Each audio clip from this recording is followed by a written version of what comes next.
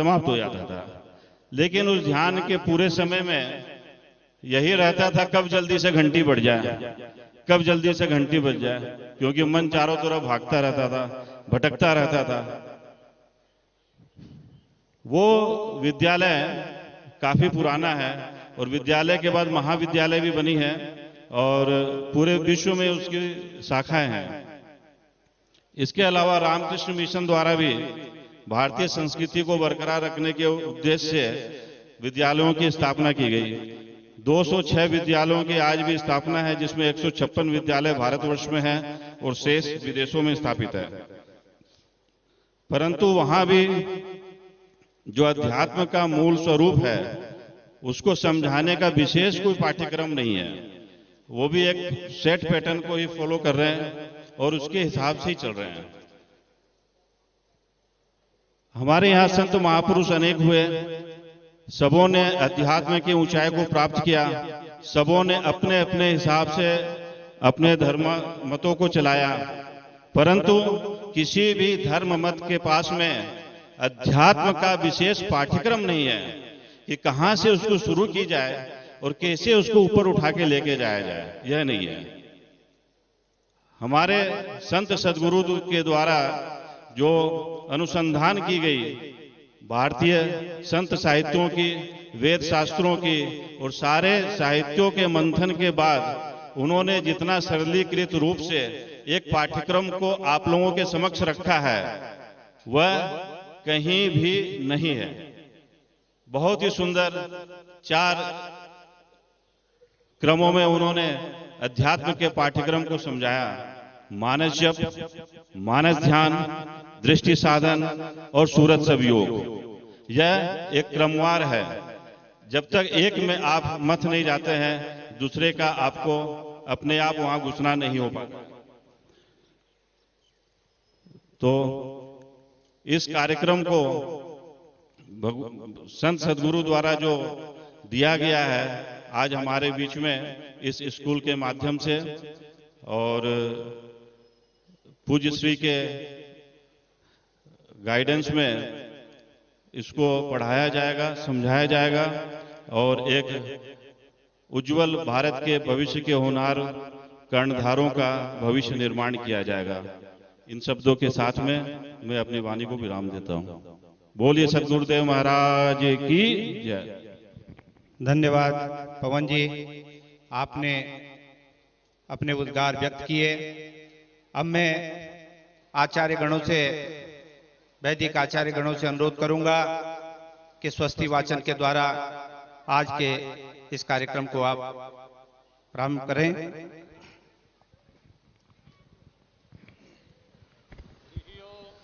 हरि ओम भद्रां कर्णेभिः शृणुयामदेवा भद्रां पश्येर्माझभिर्यजत्राः स्थिरैरङ्गैर्दृष्ट्वा गगनस्थानं प्रभियासे महिदेवहिताञ्जदाय सतमेन शरद अन्दिदेवायतरा न शकरा जरशान्तनाम्ब पुतराशयतरा भीतर भवन्ति मान मध्यारेखता यर्गान्तः आदितिर्द्यारादितिरां तारिकझमादितिर्पादा सपिता सपुत्राः विश्वे देवा आदितिः पंचजना आदितिर्जात्वामादितिर्जानित्वामाद्यः शान्तिरां तारिक जग शान्तिः पृथिवी शान्तिरा ताः शान्तिरौषधयः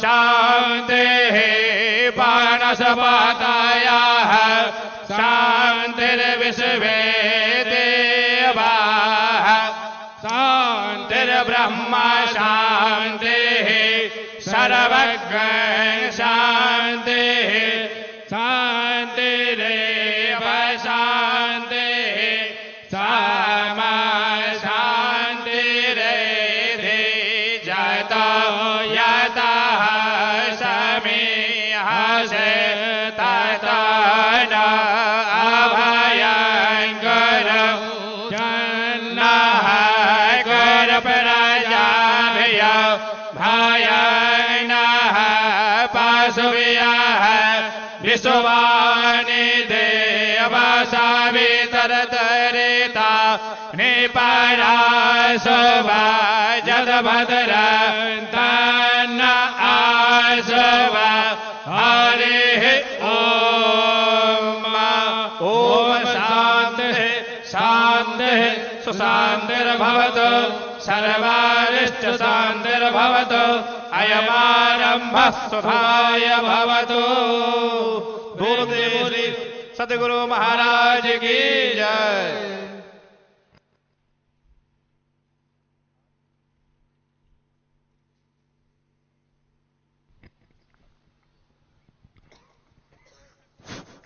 साध संगत जी, अभी वैदिक आचार्य गणों के द्वारा स्वस्ति वाचन हुआ। अब जिस घड़ी की हमको इंतजार थी, मैं अंतर्राष्ट्रीय संत मत सत्संग समिति के संस्थापक, धर्माध्यक्ष और परमाध्यक्ष, प्रातः स्मरणीय, पूजनीय और वंदनीय स्वामी व्यासानंद जी महाराज के श्री चरणों में अनुरोध करूंगा कि आज के इस पुनीत अवसर पर, इस स्वर्णिम अवसर पर हमको प्रवचन के माध्यम से हमारा जीवन और जन्म धन्य करने की कृपा करेंगे। बोलिए प्रेम से श्री सद्गुरु महाराज की जय, श्री सद्गुरु महाराज की जय, श्री सद्गुरु महाराज की जय।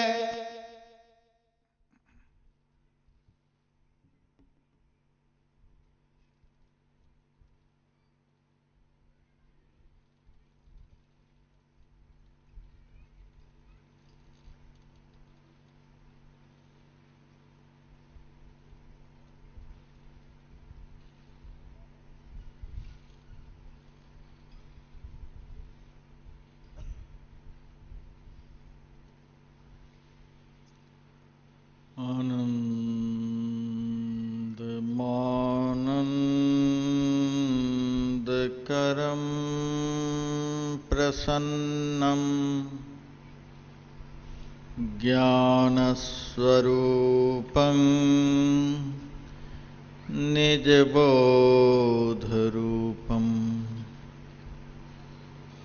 योगीन्द्रमीड्यम् भवरोगवैद्यं श्रीमद्गुरुं नित्यमहं नमामि। यस्याङ्घ्रिपङ्कजपरागपरप्रभावात् भूत्वा कृतिमतां स्थितिमाचराम् तं सद्गुरुं सततसर्वसुखं सदग्र्यं वन्दे सदा विमलबोधघनं विचित्रम्। वन्दो गुरुपदकञ्जकृपासिन्धुनररूपहरि महामोहतमपुञ्ज जासुवचन रविकर्णिकर। मेरा मुझ में कुछ नहीं, जो कुछ है सब तोर, तेरा तुझको सौंपते क्या लागेगा मोर। 「 ॐ ॐ ॐ ॐ ॐ 」 ॐ ॐ ॐ ॐ ॐ ॐ 」 ॐ ॐ ॐ ॐ ॐ ॐ 」 ॐ ॐ ॐ ॐ ॐ ॐ ॐ मंचस्थ सम्माननीय साधु समाज, मानव जीवन का सबसे महत्वपूर्ण कर्म करने हेतु पधारे हुए सत्संग प्रेमी सज्जन वृंद, माताओं तथा बहनों, साथ ही अप्रत्यक्ष रूप से दिशा टीवी चैनल के माध्यम से इस महत्तम ज्ञानमय गंगा में अवगाहन कर रहे देश विदेशों के समस्त धर्म पिपासुओं,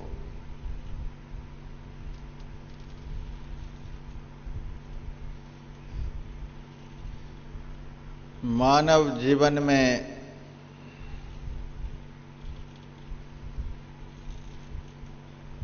विद्या और विद्या प्रदाता की बड़ी आवश्यकता है।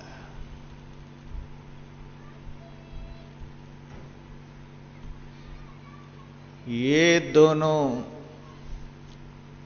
जिस मानव के जीवन में नहीं प्राप्त होते, वे मानव नहीं रह जाते, दानव बन जाते हैं।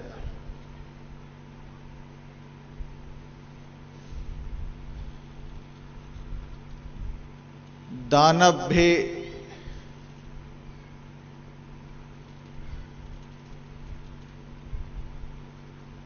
मनुष्य श्रेणी में ही आता है, लेकिन उसमें मनुष्यता नहीं होती। शरीर मनुष्य का, लेकिन मनुष्यता नहीं रहती है।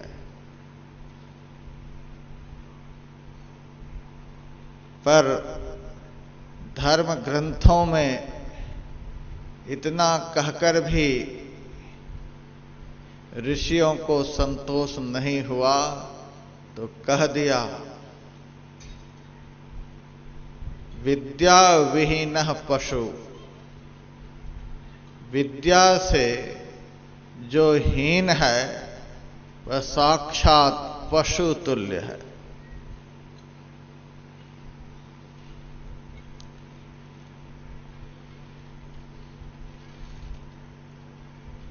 आज संसार में जितने भी मनुष्य हैं, मेरा तो ख्याल है कि कोई भी पशु बनना नहीं चाहते हैं। यदि किसी को गधा कह दिया जाता है तो अच्छा नहीं लगता, बैल कह दिया जाता है तो अच्छा नहीं लगता। पशु की संज्ञा भी किसी को पसंद नहीं है, फिर पशु बनना कैसे पसंद होगा? लेकिन ऋषि कहते हैं, पसंद हो चाहे नहीं हो, यदि तुम्हारे जीवन में विद्या नहीं है, यदि तुम्हें जीवन में विद्या प्रदाता नहीं मिले, तो पसंद नहीं होने पर भी दुनिया को तुम्हारे लिए पशु शब्द ही पसंद होगा। विद्या विहीनः पशु।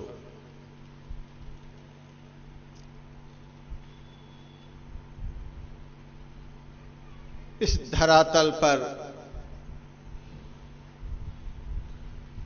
जब जब धर्म की हानि हुई है, अधर्म की वृद्धि हुई है, तब तब धर्म की संस्थापना करने के लिए, अधर्म को जड़ मूल से नष्ट करने के लिए, धर्म के शाश्वत स्वरूप संतों का परित्राण करने के लिए, अधर्म का प्रत्यक्ष विग्रह, दुष्टों का संहार करने के लिए परब्रह्म परमात्मा ने कभी नृसिंह के रूप में अवतार लिया, कभी कच्छप के रूप में अवतार लिया, कभी वाराह के रूप में अवतार लिया, तो कभी मत्स्य के रूप में अवतार लिया। कभी भगवान वामन बने तो कभी भगवान परशुराम बने।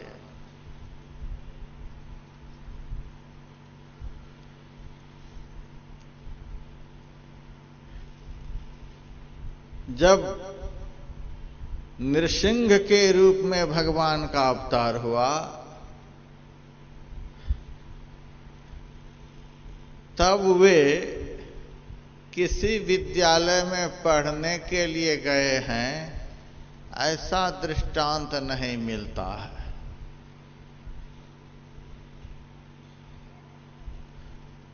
क्योंकि भगवान भयंकर पशु के रूप में अवतरित हुए थे। पशुता को नष्ट करने के लिए भगवान ने भयंकर पशु का रूप धारण किया। सठे साठ्यम समाचरित, यह नीति है।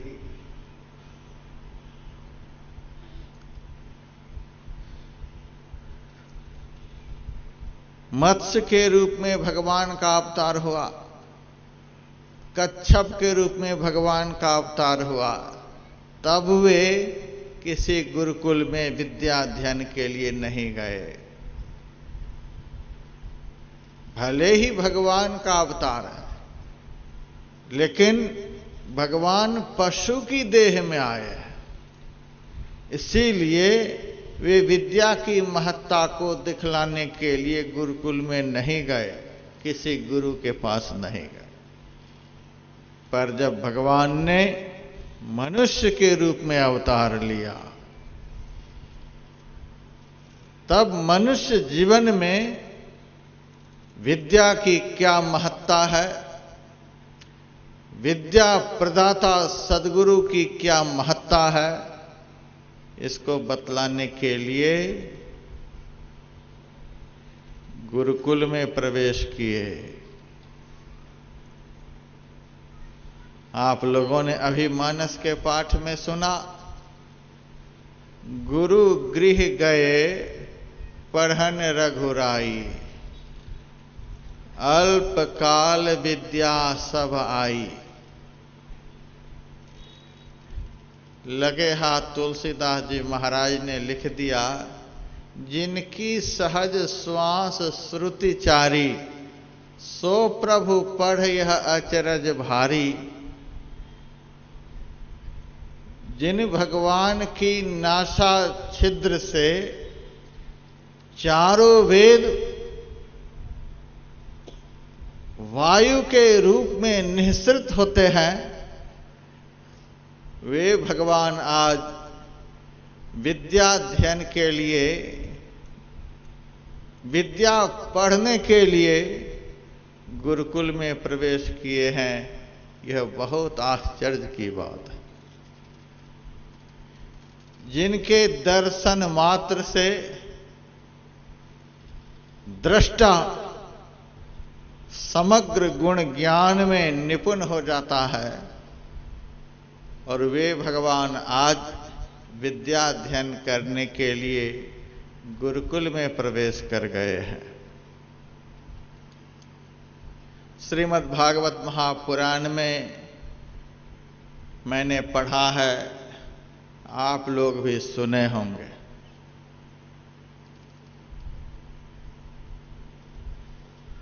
जब तक भगवान ब्रज में रहे, वृंदावन में रहे, गोकुल में रहे, तब तक वे कहीं पढ़ने के लिए नहीं गए, किसी गुरु के पास नहीं गए। भगवान की बड़ी विचित्र लीला, 11 साल 55 दिन के बाद भगवान अक्रूर जी के साथ ग्वाल वालों को लेकर ब्रज से मथुरा गए।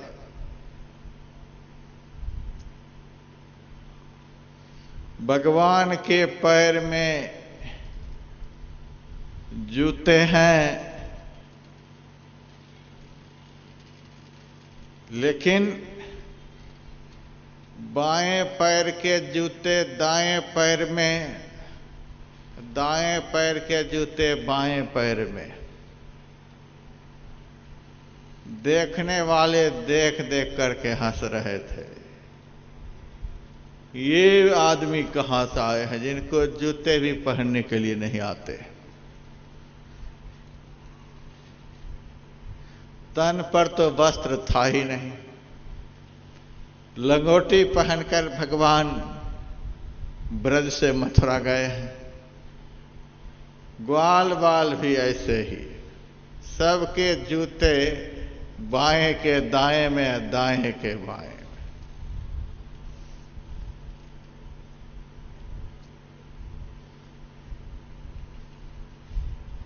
मथुरा के एक सज्जन ने भगवान से कहा, महाराज आप कहां से आए हो, कहां के रहने वाले हो?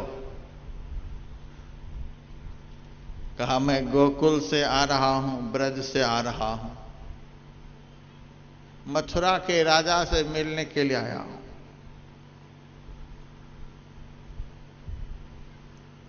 आप मथुरा के राजा से मिलने के लिए आए हो और आपको जूते भी पहनने के लिए नहीं आते,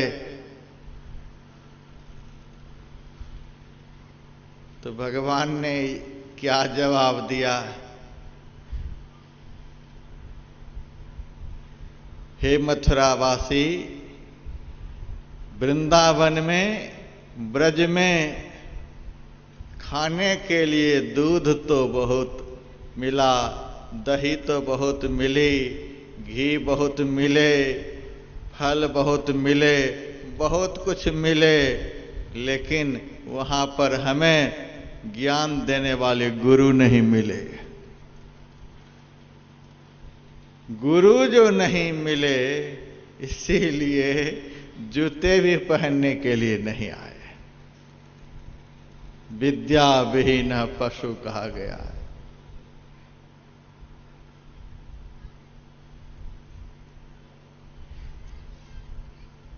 छोटे छोटे बच्चे यहां पढ़ने के लिए आ रहे हैं, 2.5 साल के बच्चे हैं, 3 साल के बच्चे हैं। हमारे डिप्टी डायरेक्टर साहब अपने से बैठ करके बच्चे को कपड़े पहनाए, बेल्ट लगवाए, किस पैर में कौन सा जुराब होना चाहिए वह जुराब लगवाए। अपने से क्यों नहीं पहन पाए? ज्ञान नहीं था। घर में खाना बहुत मिल रहा था, पीना बहुत मिल रहा था, प्रेम प्यार बहुत मिल रहा था, लेकिन गुरु जो नहीं मिला था, इसीलिए कपड़े भी पहनने के लिए नहीं आ रहे थे।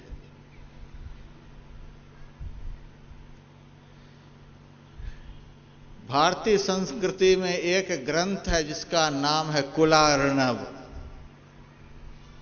उसमें लिखा हुआ है, जन्म हेतु ही पितरो पूजनीयो प्रयत्नतः, गुरु विशेष तो पूज्यो धर्मा धर्म प्रदर्शक।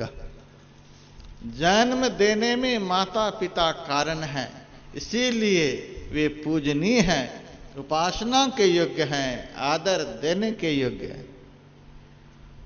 लेकिन माता पिता से भी बढ़कर गुरु का स्थान क्यों है? माता पिता जन्म दे सकते हैं, लेकिन उस बच्चे के अंदर ज्ञान का सर्जन नहीं कर सकते। गुरु विशेष तो पूज्यो इसीलिए कि धर्मा धर्म प्रदर्शक, धर्म क्या है अधर्म क्या है इस बात को बतलाते हैं, इस बात को जनाते हैं।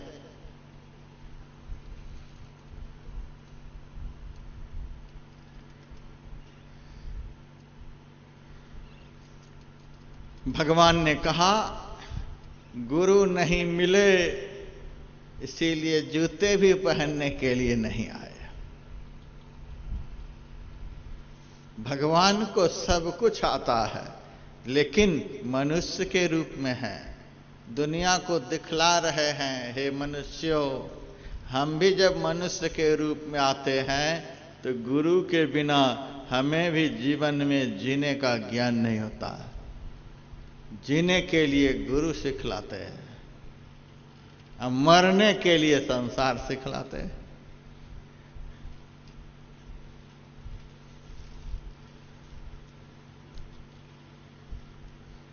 गुरु शुश्रूषया विद्या,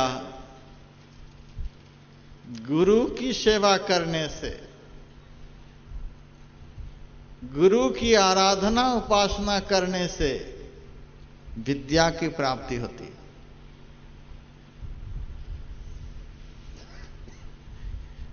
भारतीय संस्कृति में एक संत हुए जिनका नाम चरणदास जी महाराज था।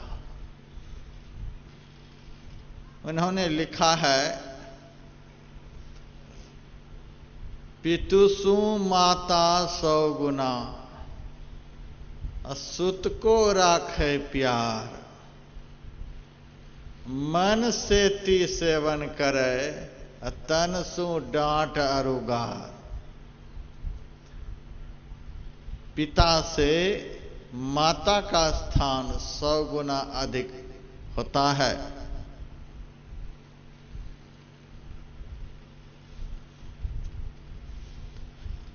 माता मन से पुत्र को प्यार देती रहती है और तन से डांट फटकार लगाती रहती है। बच्चे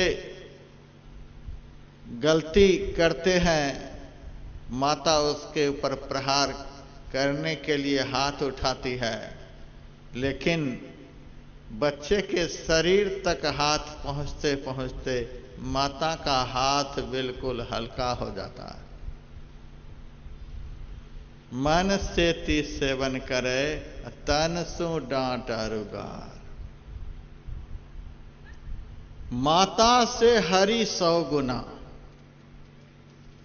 माता से भी बढ़कर ईश्वर का स्थान है, भगवान का स्थान है।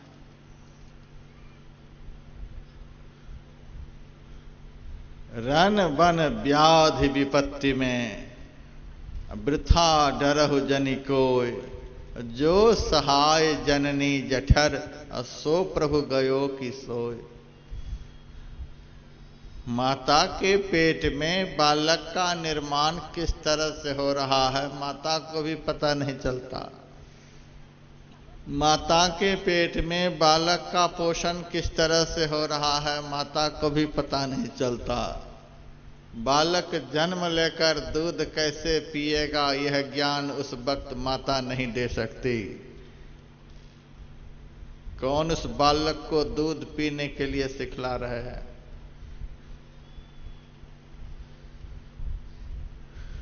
तो जहां कोई देखने वाला नहीं, जहां कोई सुनने वाला नहीं, जहां कोई रक्षा करने वाला नहीं, जहां कोई सहायता करने वाला नहीं, वहां भी जो देख रहे हैं, सुन रहे हैं, रक्षा कर रहे हैं, सहायता कर रहे हैं, उस तत्व को ईश्वर कहते हैं। इसीलिए मां से भी बढ़कर ईश्वर का प्यार है। आज किसी की किडनी फेल हो जाती है, बड़ी चिंता में लोग पड़ जाते हैं। गरीब तो मर ही जाते हैं। अमीर लोग बहुत पैसे से किडनी किसी से ले लेते हैं, खरीद लेते हैं। जो बहुत पैसे देकर एक किडनी दे देते हैं, तो उनका आप बहुत गुणगान करते हैं, उनकी आप बहुत प्रशंसा करते हैं। यद्यपि पैसा लिया है फिर भी आप उनकी प्रशंसा करते हैं, आप उनका गुणगान करते हैं। हाँ, इन्होंने अपनी किडनी देकर हमारी जान बचा ली। पैसे देकर के किडनी जिन्होंने दिया उनके भी आप प्रशंसा करते हैं, गुणगान करते हैं। आपकी आंख फूट जाए तो फिर आंख कौन दे देंगे? और यदि कोई दे दे तो आप कितनी उनकी बड़ाई करेंगे? आपका पैर कट जाए तब पैर कौन काट कर लगा देगा? हाथ कट जाए, नाक कट जाए, कान कट जाए तब कौन देंगे? नहीं देंगे, पैसे से भी नहीं देंगे। और आपकी देह से सारे श्वास निकल जाए तो शरीर को चलाने के लिए दुनिया में कोई श्वास दे सकता है? कोई भी नहीं दे सकता है। परमात्मा ने आपको आंख जो दिया, कान जो दिया, देह में किडनी दी है, हाथ दिया, पैर दिया, जीने के लिए श्वास दिया, प्रकाश के लिए चंद्रमा दिया, सूरज दिया। यहां पर जनरेटर चल रहा है,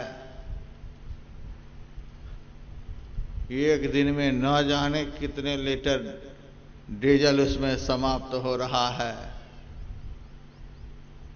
और परमात्मा ने जो सूरज दिया है, चंद्रमा दिया है, उसमें कितना आपका डीजल खर्च हो रहा है?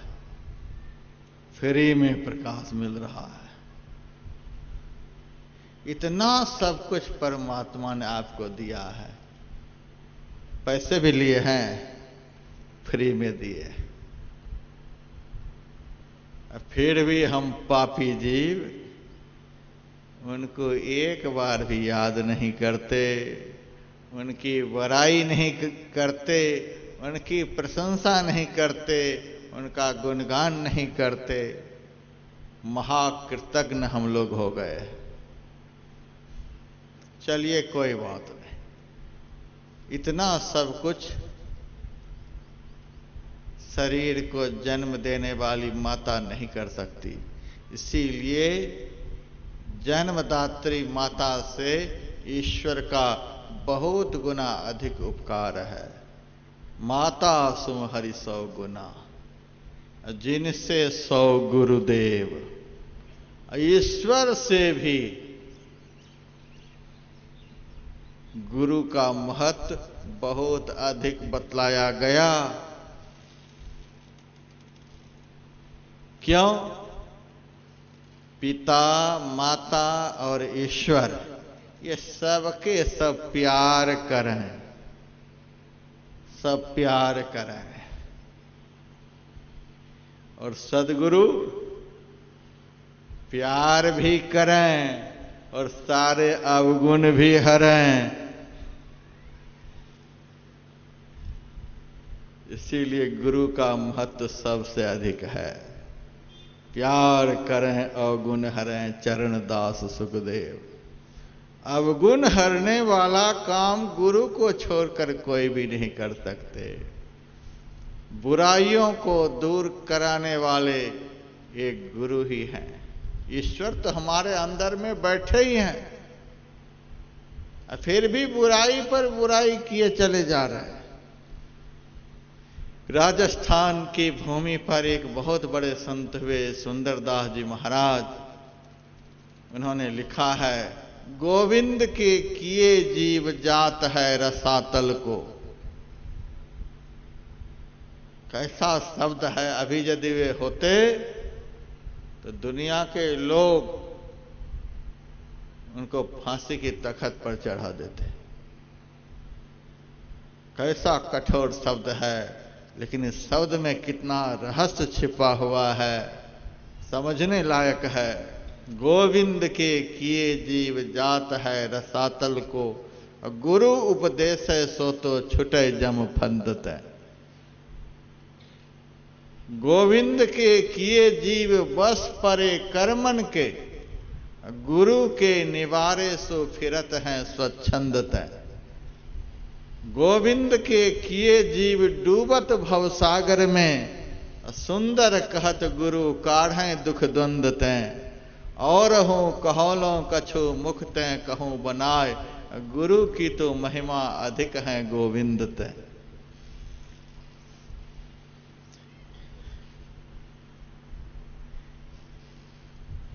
जन्म मरण दुख अगणित भोगे, गुरु महाराज की वाणी में है, जन्म मरण दुख अगणित भोगे, पुनरपि जननम पुनरपि मरणम पुनरपि जननी जठरे शयनम। अनगिनत बार ऐसा हुआ है। जन्म जन्म से यही विधि अहूं, जन्म जन्म से इसी तरह से इन दुखों को भोगते हुए आ रहा हूं। ईश्वर हमारे साथ में, धर्म ग्रंथ बतलाता है, ईश्वर सर्वभूतानां हृदय से अर्जुन तिष्ठति। समस्त भूत प्राणियों के अंदर में ईश्वर विराजमान हैं, फिर भी यह जीव जन्म मरण दुख अगणित भोगे। आकर 4,84,000 जोनि भ्रमति है जीव अविनाशी, भटक रहा है।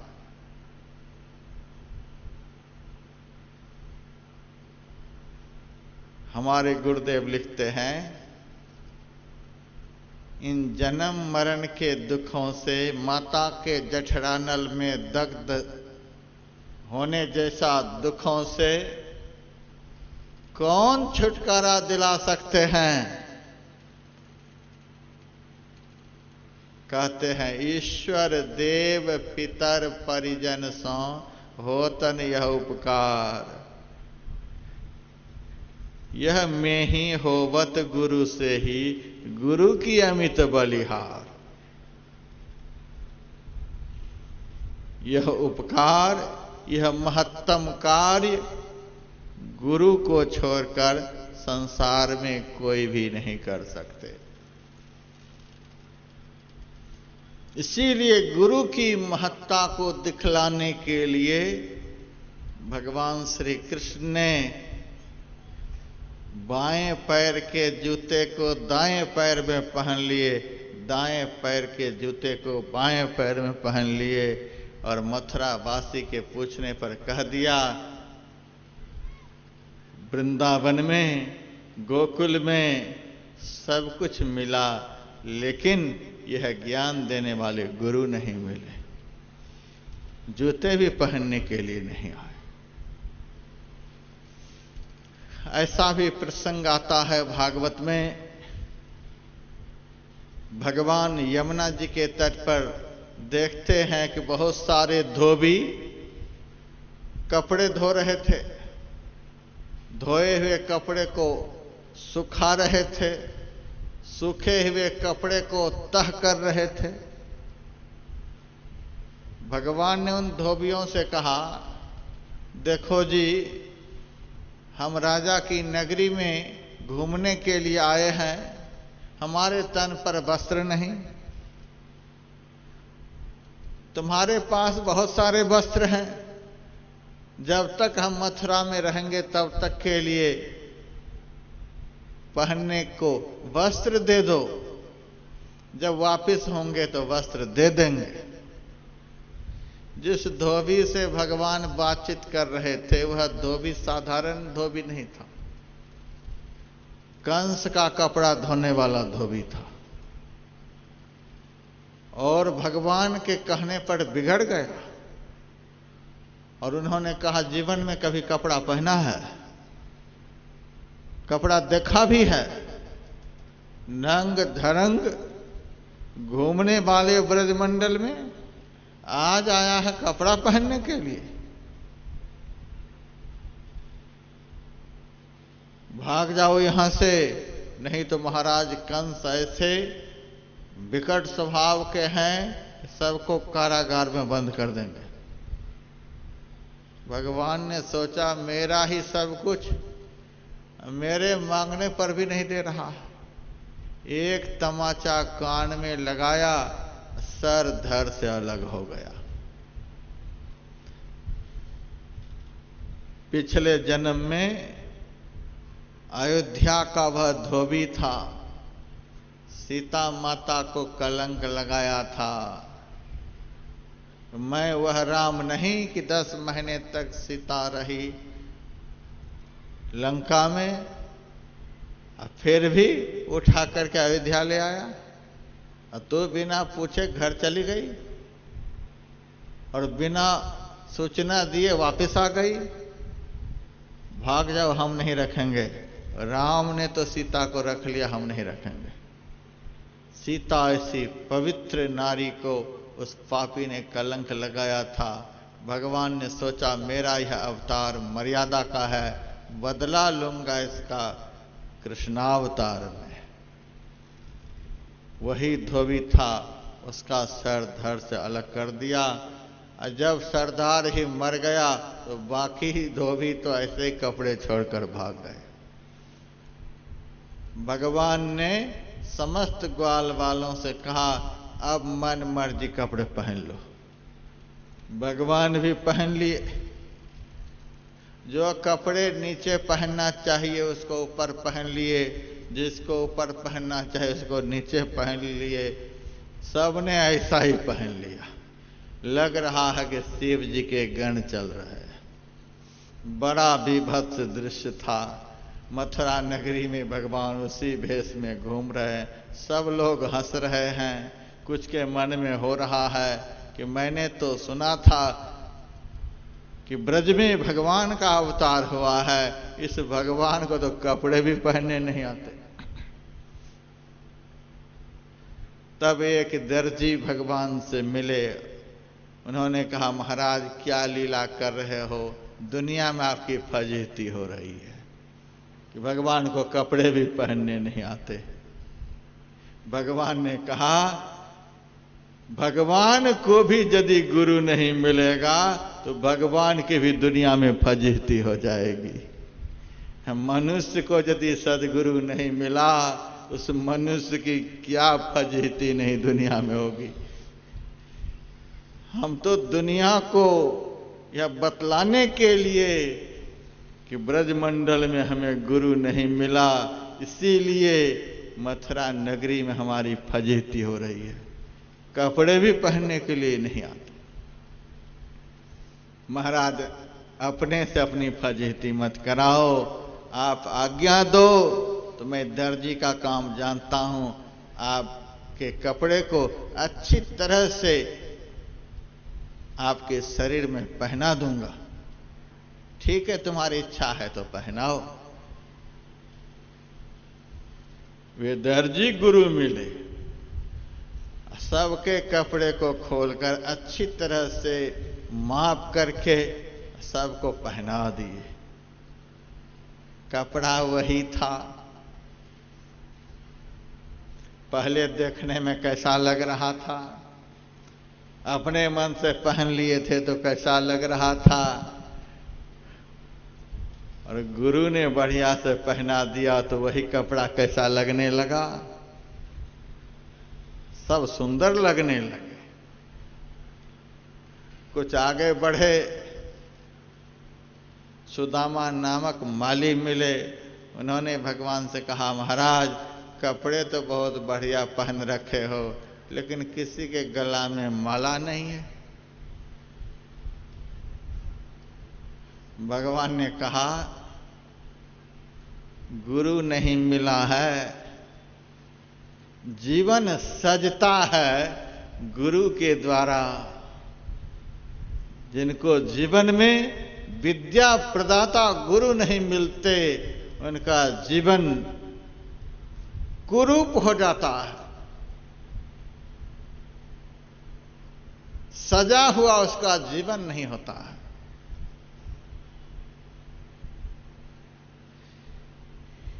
रेल की पटरी पर मैं देखता हूं बिष्ठा उठाने वाले को। एक आदमी रेल की पटरी पर बिष्ठा उठा रहा है, वहीं पर एक आदमी खड़ा है जो बिष्ठा उठवा रहा है। पैसे किसको ज्यादा मिलते हैं, उठाने वाले को कि उठवाने वाले को? उठवाने वाले को। उठवाने वाले के ऊपर भी ऑफिसर हैं, वो दफ्तर में कुर्सी पर बैठे हुए। पैसे किसको ज्यादा मिलते हैं, जो दफ्तर में कुर्सी पर बैठे हुए हैं, उसके ऊपर भी ऑफिसर है, उसके ऊपर भी ऑफिसर है, विजिलेंस डायरेक्टर है। दिल्ली में जाकर के देखिए, आप उनसे मिल नहीं सकते, उनको सबसे ज्यादा पैसा मिलता है। क्यों इतना पैसा मिल रहा है? सरकार पागल है? विद्या का करामात है, अब विद्या देने वाले का करामात है। अच्छी शिक्षा देने वाले शिक्षक उसको मिले हैं, अच्छी शिक्षा उन्होंने ग्रहण की है, आराम से कुर्सी लगा करके बैठे हुए हैं और सबसे ज्यादा पैसे कमा रहे हैं। देखिए विद्या और विद्या प्रदाता का कैसा महत्व होता है, कितनी प्रतिष्ठा है, कितना सम्मान है, और एक आदमी विष्ठा को उठा रहा है।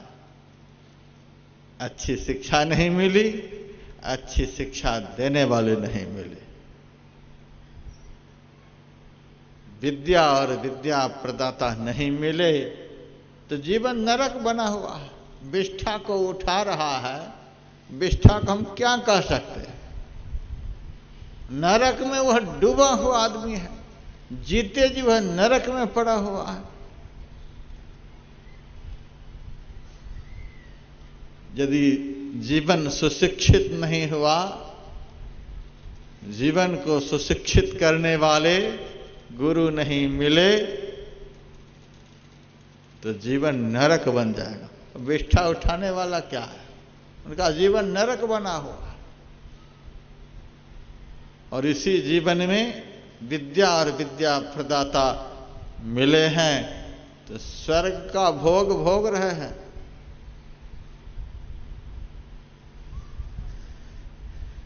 इसीलिए विद्या की महत्ता को बतलाने के लिए मनुष्य के रूप में भगवान आए, तो माता पिता से आदेश लेकर भगवान कृष्ण विद्या अध्ययन के लिए गए हैं।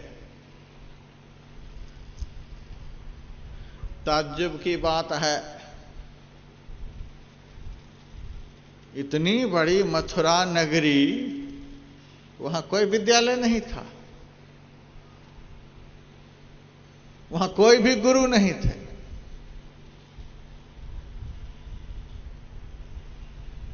जरूर होंगे और भी बहुत नगर शहर थे, वहां भी विद्यालय होगा, वहां भी गुरु होंगे। भगवान नहीं गए। कहां मथुरा है, कहां उज्जैन है। भगवान मथुरा से उज्जैन गए, भले ही दूर जाना पड़े, भले ही पैसे अधिक लगे, भले ही परिश्रम अधिक करना पड़े, लेकिन सुयोग्य गुरु के पास जाकर अच्छी शिक्षा ग्रहण करनी चाहिए।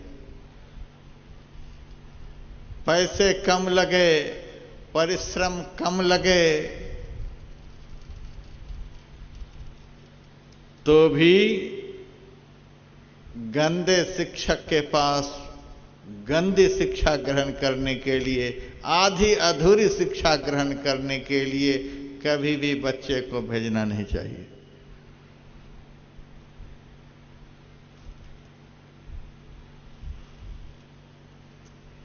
आज सरकारी स्कूल भी बहुत है और प्राइवेट स्कूल भी बहुत है।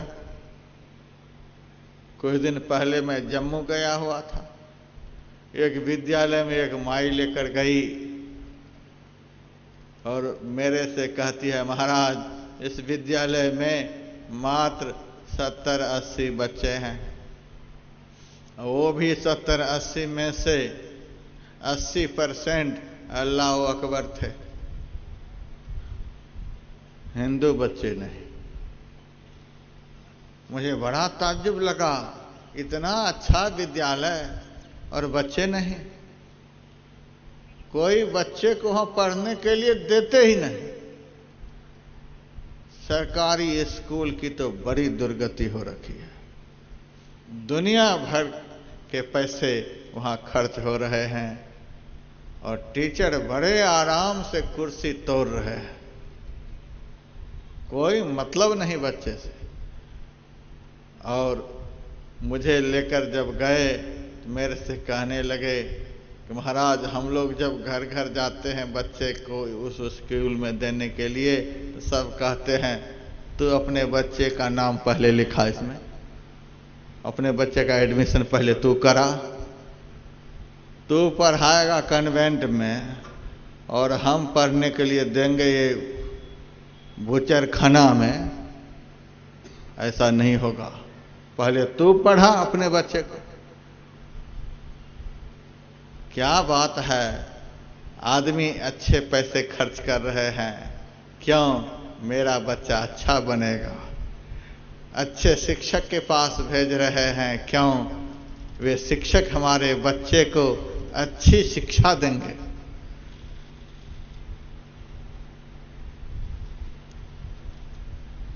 भगवान श्री कृष्ण को और कोई विद्यालय नहीं मिले। मथुरा से भगवान को उज्जैन जाना पड़ा और उज्जैन में सांदीपनी मुनि गुरुकुल चलाते थे, उनके पास गए। सांदीपनी मुनि से भगवान कृष्ण ने कहा, हम दोनों भाई आपके यहां पढ़ने के लिए आए हैं। सांदीपनी मुनि ने कहा, कहां से आए हो? मैं मथुरा से आया हूं। वहां कोई विद्यालय नहीं मिले, वहां कोई गुरु नहीं। गुरु तो बहुत मिले, विद्यालय भी बहुत मिले, लेकिन सही ज्ञान देने वाले नहीं मिले। इसीलिए मैं कहीं नहीं गया, आपके पास आया हूं। किस लिए आए हो? विद्या पढ़ने के लिए। सांदीपनी मुनि ने कहा, तुम मेरे से पढ़ोगे कि मुझे पढ़ाओगे?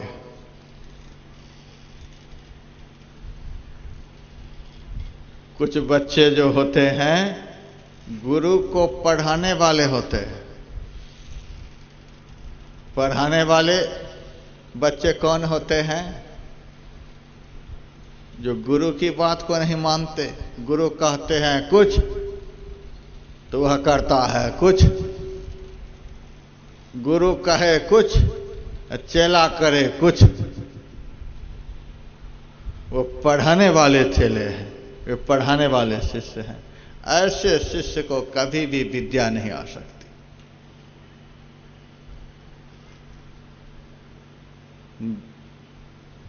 गुरु कुंभकार के समान होते हैं और शिष्य जो होते हैं मुलायम कंकड़ विहीन मिट्टी के समान। मिट्टी कभी भी कुंभकार से नहीं कहती हमें बड़ा घड़ा बना दो, ऐसा घड़ा बना दो, ऐसा बर्तन बना दो। कुछ भी नहीं। आपा सौंप कुम्हार को, जो कुछ होए सो हो। मिट्टी चुपचाप चाक पर बैठी हुई होती है और कुंभकार को जैसा बनाना होता है वैसा अपने मन से बनाता है। शिष्य को ऐसा ही होना चाहिए। तर्क वितर्क करेगा तब शिष्य नहीं बन पाएगा, तब अच्छी शिक्षा ग्रहण नहीं कर पाएगा, सुयोग्य नहीं बन पाएगा, कीर्तिमान नहीं हो सकेगा, लक्ष्य तक नहीं पहुंच सकेगा। आपा सौंपी कुम्हार को, गुरु के चरणों में अपने को समर्पित कर देना चाहिए।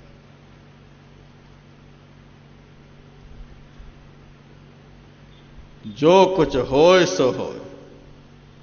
जैसे मिट्टी कुछ भी नहीं बोलती है, वैसे ही शिष्य को गुरु के सामने बिल्कुल चुप हो जाना चाहिए। गुरु को पता है इसको हमें क्या बनाना है। संदीपनी मुनि ने कहा, तुम मेरे पास पढ़ने के लिए आए हो कि मुझे पढ़ाने के लिए आए हो? बोलोगे फिर मैं नहीं पढ़ाऊंगा, चले जाओ किसी और गुरुकुल में। पढ़ना चाहते हो तो बोलना नहीं, जो कहूंगा सो करना होगा।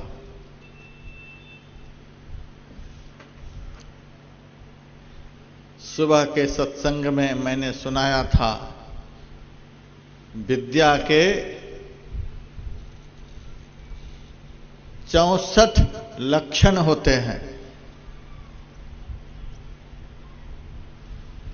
श्रीमद् भागवत महापुराण में 18,000 श्लोक हैं। उन श्लोकों का अर्थ हनुमान प्रसाद पोद्दार ने भी किया है, जय दयाल गोविंदका ने भी किया है। जहां का प्रसंग मैं सुना रहा हूं, आप उस प्रसंग को देखिएगा। 64 लक्षण अलग अलग उन्होंने लिख दिया है, टिप्पणी में लिखा है। बच्चे के माता पिता बीमार हो जाएंगे तो उस स्थिति में बच्चे को भोजन कौन कराएंगे? तो भोजन बनाने के लिए भी गुरु पहले सिखलाते थे। ऐसी स्थिति में स्वयं से भोजन बना करके खाओगे और बीमार माता पिता को भी खिलाओगे।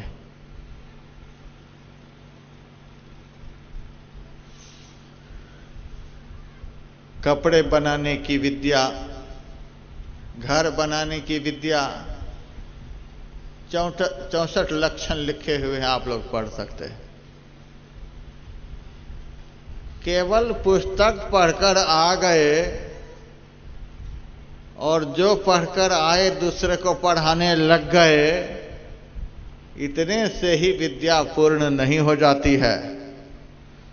अभी आप लोगों ने पाठ में सुना, गुरु गृह गए पढ़न रघुराई, अल्पकाल विद्या सब आई। सब विद्या भगवान को आ गई, सब विद्या गुरु जी ने उनको पढ़ा दी। अभी एक विद्या, कमाओ खाओ, कमाओ खाओ। और इतना भी यदि हो जाए अच्छी तरह से तो भी बहुत बड़ी बात। जिस किसी भी तरह से कमाओ, जो कुछ मन में आए सो खाओ। इतना भी ज्ञान नहीं दे सके आज के गुरु कि अच्छी तरह से सच्चाई और ईमानदारी से कमाओ और शास्त्रानुकूल खाने पीने के लायक जो पदार्थ है उसको खाओ। कमाने और खाने की भी शिक्षा नहीं दे सके। कमाओ खाओ, जैसे तैसे कमाओ, जो कुछ मन में आए सो खाओ, जैसे तैसे देखो, जो कुछ देखने में आए सो सब देखो, जैसे तैसे चलो, जहां तहां चलो, जहां नहीं जाना चाहिए वहां भी जाओ, जो कुछ मन में आए सो बोलो, जो कुछ सुनने को मिले सब सुनो। एक कूड़ादान बना लिया अपने जीवन को। कूड़ादान में जो कुछ भी डाला जाए सब स्वीकार है। उसी तरह से मनुष्य ने अपने जीवन को कूड़ादान बना लिया। जो मर्जी आए सो करो, जो मर्जी आए सो देखो, जो मर्जी आए सो खाओ, जो मर्जी आए सो पियो।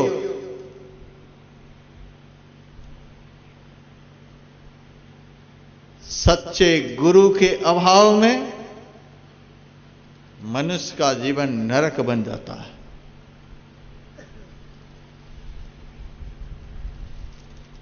भगवान श्री कृष्ण ने सुदामा जी से कहा था, हे सुदामा, इस संसार में प्रत्येक मनुष्य के लिए 3 गुरु हुआ करता है। 3 गुरु होते हैं। एक वे गुरु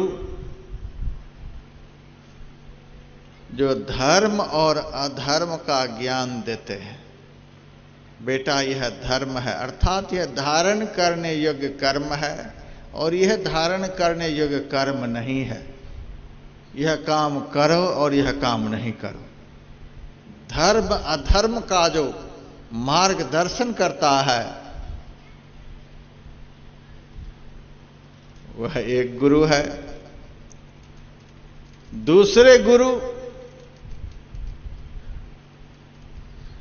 ज्ञान भी देता है कि यह धर्म है और यह अधर्म है, और अधर्म से छुड़ाकर उसको धर्म में लगा देता है।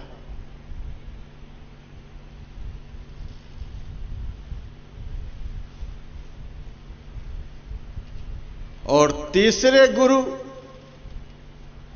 धर्म के स्वरूप जो मैं परमात्मा हूं, उस परमात्मा का ज्ञान कराता है।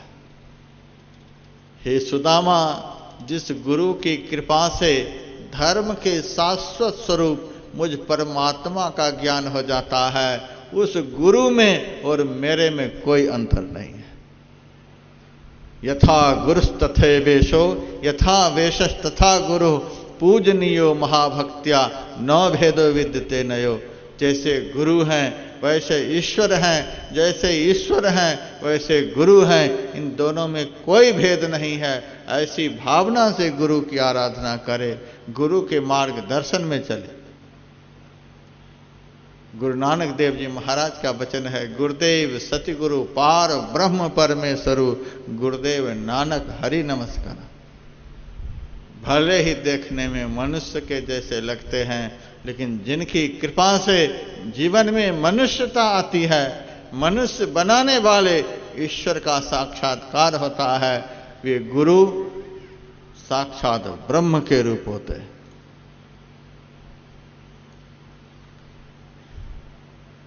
संदीपनी मुनि ने कहा, मेरे पास पढ़ने के लिए आए हो,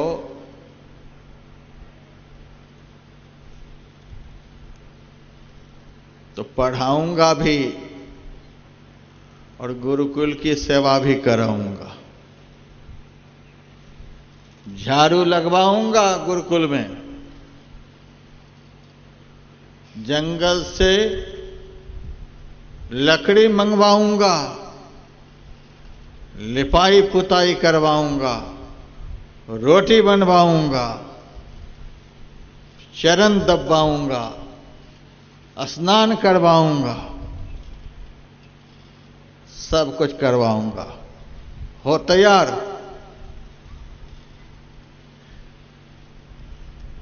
भगवान कृष्ण और बलराम जी ने गुरु की सारी सेवा स्वीकार कर ली। गुरु की सारी आज्ञाओं को उन्होंने जीवन में आत्मसात कर लिया। सब स्वीकार है। सांदीपनी मुनि ने कहा, तब रहो।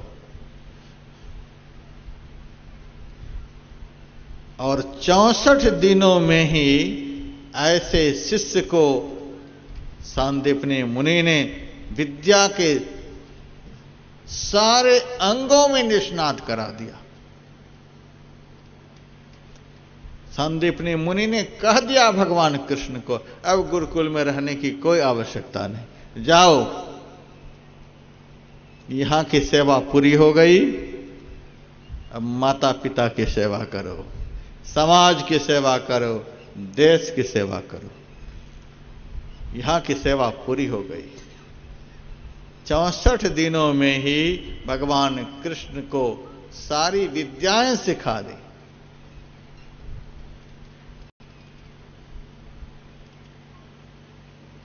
श्री कृष्ण 64 दिन में ही गुरु की कृपा से भगवान बन गए।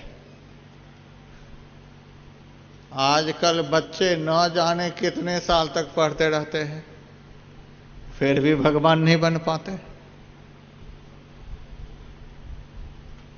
भगवान बनना तो बहुत दूर की बात है, मनुष्य भी नहीं बन पाते, माता पिता के दुश्मन बन जाते हैं। लोग कहते हैं महाराज क्या क्या बोलता है, क्या क्या कहता है, कह नहीं सकता। जिस पुत्र को प्राप्त करने के लिए कितना आशीर्वाद माता पिता संतों से, देवी देवताओं से जाकर मांगते हैं, वे ही पुत्र जब बड़े होकर सारी दुर्गति करते हैं तो फिर संतों के पास जाकर प्रार्थना करते, इनकी बुद्धि को सुधार दो। पहले तुम अपनी बुद्धि को सुधार लो। सारी दुनिया की खेल लोग देखते हैं, फिर भी वही पुत्र, वही धन, संसार का जितना सब कुछ है केवल आपके टेंशन को बढ़ाने वाला है, आपके टेंशन को घटाने वाला नहीं। गुरु की कृपा से जो ज्ञान प्राप्त होता है, गुरु की सेवा से जो ज्ञान प्राप्त होता है, उस ज्ञान से ही टेंशन से मुक्ति मिलती है। धन से आज तक किसी को टेंशन से मुक्ति नहीं मिली है। 64 दिनों में ही सारी विद्याएं आ गई। आज कितने वर्ष तक बच्चे पढ़ते रहते हैं, फिर भी सारी विद्या नहीं आती है। यदि माता पिता बीमार हो जाएं तो अपने से रोटी बनाकर नहीं खा सकता, चौराहे पर जाकर अंडे खा लेंगे, लेकिन अपने घर में भोजन की सारी सामग्रियां पड़ी हुई रहती हैं, भोजन नहीं बना सकते।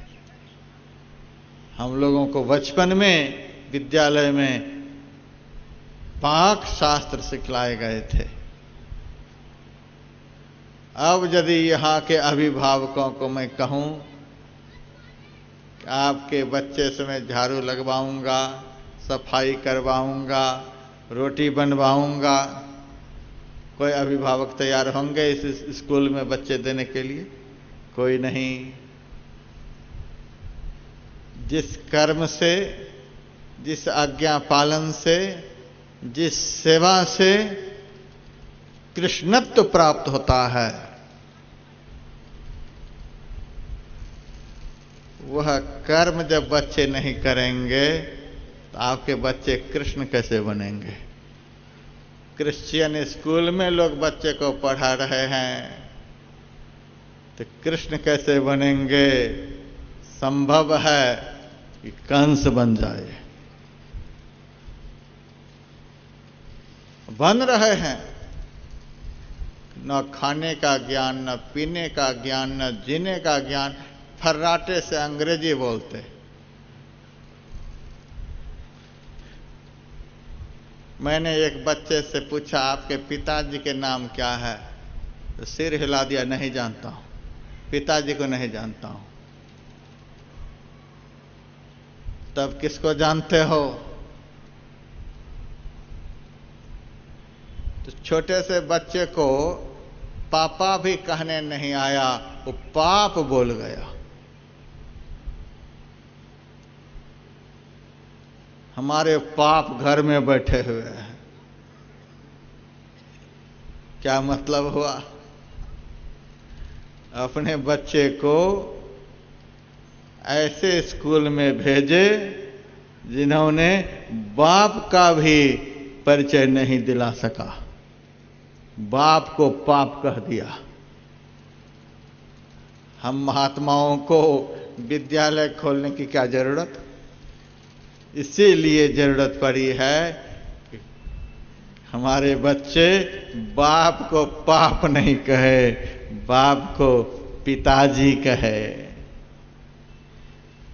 डैडी बोलते कितना अटपटा सा लगता है। एकार और दीर्घकार को हटा दिया जाए क्या हो जाएगा? डैड हो जाएगा।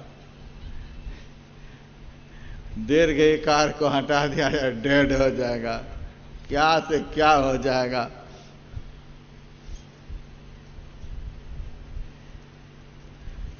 माता को भी साफ साफ बोल नहीं पाता है। बड़े होने पर भी माता जी नहीं बोल सकते। किसी भी धर्म ग्रंथ में आप लोगों ने पापा पढ़ा है, मम्मी पढ़ा है? बतला सकते हैं? किसी भी संत ने ऐसा लिखा है? हमने भी बाइबिल को पढ़ा, कुरान को पढ़ा, बाइबिल में भी मम्मी पापा नहीं लिखा हुआ। क्या क्या पढ़ रहे हैं? भारतीय सभ्यता संस्कृति में विकृति आ गई है। भारतीय सभ्यता संस्कृति की विकृति को निर्मूल करने के लिए साधु संत महात्मा आज प्राचीन सभ्यता संस्कृति बच्चे को सिखलाने के लिए गुरुकुल बना रहे हैं, विद्यालय बना रहे हैं। हम यहां पाप बोलने के लिए नहीं सिखलाएंगे, सही बाप का परिचय सिखलाएंगे।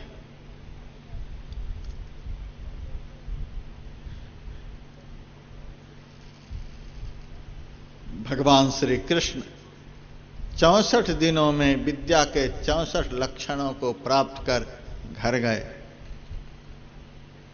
समाज की सेवा में लग गए, भगवान बन गए। गुरु जीवन में मनुष्यता लाते हैं और धीरे धीरे क्रमिक विकास कराते हुए भगवदी सारे गुण भरकर उसे भगवान बना देते हैं। प्रत्येक मनुष्य मूल रूप में भगवान ही है। यदि मूल रूप में देखा जाए तो प्रत्येक मनुष्य भगवान है। यदि मनुष्य को अपने स्वरूप का ज्ञान हो जाए तो ज्ञान होते ही वह मनुष्य नहीं रह जाएगा, वह भगवान बन जाएगा। यदि अपना ज्ञान हो जाए मनुष्य को तो मनुष्य नहीं रहेगा, वह भगवान बन जाएगा। अब भगवान के पास सब कुछ है, लेकिन एक ही चीज नहीं है, वह क्या? दुख नहीं है। भगवान के पास दुख नहीं है। सुख के सारे संसाधन हैं। तो जैसे भगवान के पास दुख नहीं, शाश्वत सुख के भंडार भगवान होते हैं, उसी तरह से यदि हमें अपने स्वरूप का ज्ञान हो जाए, हमारे जीवन का सारा दुख सदा के लिए समाप्त हो जाएगा और सारे सुख हमें तत्काल प्राप्त हो जाएंगे। देखत ही ते भयो निहाला, जन्म मरण दुख जाई, शाश्वत स्वरूप का दर्शन होते ही जीव निहाल हो जाता है। जन्म मरण का सारा दुख खत्म हो जाता है। हनुमान जी से भगवान श्री राम ने पूछा था, हे हनुमान, मेरे में और तुम्हारे में क्या अंतर है? हनुमान जी ने कहा, देह बुद्धि से देखा जाए तो आप हमारे स्वामी हो, मैं आपका सेवक हूं। जीव बुद्धि से देखा जाए तो मैं आपका सखा हूं, मित्र हूं। जैसे मित्र सदैव एक साथ हाथ में हाथ मिलाए घूमते रहते हैं, उसी तरह से सृष्टि के आदि काल से इस शरीर रूपी वृक्ष के ऊपर हम जीवात्मा और आप परमात्मा एक साथ रहते हैं, एक साथ विचरण करते हैं, एक दूसरे से कभी बिछुड़ते नहीं, सदैव साथ साथ रहते हैं, सदैव आप हमारी सहायता करते रहते हैं, इसीलिए आप हमारे परम मित्र हैं। जीव बुद्ध्या तदम सखा। और हे राम, तत्व रूप में देखा जाए तो जो आप हैं वही मैं हूं, मेरे में और आप में कोई अंतर नहीं है।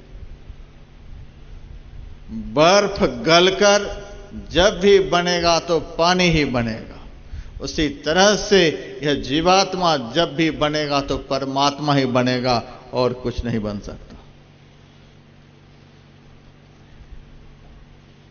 आप अपने पुत्र को देख लेंगे तो पुत्र ही नहीं बन जाएंगे, आप अपने पिता को देख लेंगे तो पिता ही नहीं बन जाएंगे, आप अपने भाई को देख लेंगे तो भाई ही नहीं बन जाएंगे, आप दुनिया का कुछ भी देख लेंगे तो वही नहीं बन जाएंगे। लेकिन जिस दिन आप भगवान को देख लेंगे उस दिन आप भगवान ही बन जाएंगे। भगवान राम ने ऐसा कहा, दर्शना दर्शने हित्वा स्वयं केवल रूपता यंग आस्ते कवि शार्दूर ब्रह्म सौ ब्रह्मविद स्वयं। दर्शन अदर्शन को छोड़कर पुरुष कैवल्य स्वरूप हो जाता है, वह केवल ब्रह्म ज्ञानी ने स्वयं ब्रह्म हो जाता है। और गुरु नानक देव जी महाराज ने भी कहा, जल तरंग जीव जल ही समाइया, त्यों ज्योति संग ज्योति मिलाइया, कहु नानक भ्रम कटे के बारा बहुरिन होइए जवला जी। जैसे जल का तरंग जल में ही लीन हो जाता है। कह सकता है कोई दोनों अलग अलग हैं? क्या जल क्या तरंग, कोई भेद है? कोई भेद नहीं। आत्म ज्योति परमात्म ज्योति में मिलकर एक हो जाती है, कोई भेद नहीं रह जाता। आकाश के बीच में ये पर्दे लगा दिए गए हैं, सामियाना लगा दिया गया है। सामियाना के अंदर जो आकाश का भाग है, इस भाग को पटाकाश कहा जाता है। आज सत्संग यहाँ का समाप्त हो जाएगा और हमारी उम्मीद है कि सुबह से यह सामियाना यहाँ से हटना शुरू हो जाएगा। सामियाना हट जाने के बाद फिर यहाँ के आकाश को कोई पटाकाश कहेगा? नहीं कहेगा। इस सामियाना के कारण जो आकाश का भाग आवृत हुआ, वह आवृत भाग का नाम पटाकाश हो गया। इस आवरण के हटते ही यह संज्ञा खत्म हो जाएगी। उसी तरह से देह के आवरण के कारण, माया के आवरण के कारण, ब्रह्म के उस अंश का नाम जीव पड़ गया। माया के आवरण के हटते ही यह संज्ञा खत्म हो जाती है। तुम में निज में भेद बुद्धि को जो सकते हैं मिटा, वह तुम ही तुम वही में ही प्रश्न पुनि रहते नहीं। सारा भेद खत्म हो जाता है।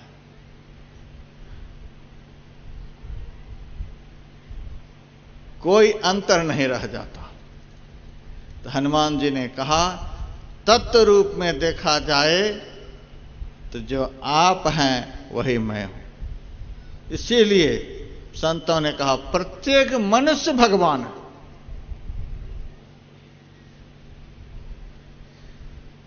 लेकिन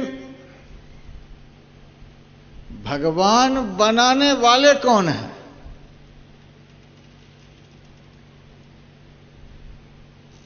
इसी संसार में ऐसे भी गुरु हैं जो आदमी को शैतान बना देते हैं। इसी संसार में ऐसे गुरु हैं जो आदमी को बेईमान बना देते हैं। इसी संसार में ऐसे गुरु हैं जो आदमी को हैमान बना देते हैं। इसी संसार में ऐसे भी गुरु हैं जो आदमी को जानवर बना देते हैं।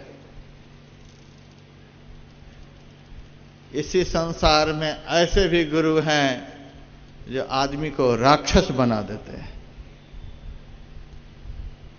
ये बारंबार बॉर्डर पर जो आतंकी हमले होते रहते हैं, हमारे देश के सैनिकों ने उसका क्या बिगाड़ा है? हमारे देश के लोगों ने उस पापियों का क्या बिगाड़ा है? कह सकते हैं, लेकिन फिर भी आक्रमण होते रहता है। उसका भी कोई गुरु होगा जो निर्दोष के ऊपर आक्रमण करने के लिए सिखला रहा है। रामायण को हम पढ़ते हैं, महाभारत को पढ़ते हैं, और भी पुराणों को पढ़ते हैं। हिरण्यकश्यपु का चरित्र पढ़ने को मिलता है, रावण का चरित्र पढ़ने को मिलता है। रावण ने अपने अनुचरों को सिखलाया। सिखलाने वाले गुरु होते हैं। उन्होंने सिखलाया, क्या सिखलाया? जहां कहीं भी गौशाला हो, उस गौशाला में आग लगा देना, गौशाला को खत्म करो। जहां कहीं भी गौशाला चलाने वाले हों, उसको खत्म कर दो। गाय के घी को प्राप्त कर स्वाहा स्वाहा करने वाले वैदिक ब्राह्मण जो हैं, उन ब्राह्मणों को खत्म करो। यज्ञ का ज्ञान देने वाले जो ऋषि मुनि महात्मा हैं, उन ऋषि मुनियों को खत्म करो। जिस धार्मिक संस्थान को देखकर मन में धर्म की भावना मन में उत्पन्न होती है, उस धर्म के संस्थानों को खत्म करो। जिस धर्म ग्रंथों को पढ़ने से धर्म का बोध होता है, उस धर्म शास्त्रों को खत्म करो। यही सब फरमान जारी किया था रावण ने। उनके अनुचर वही करते थे। रावण कौन था?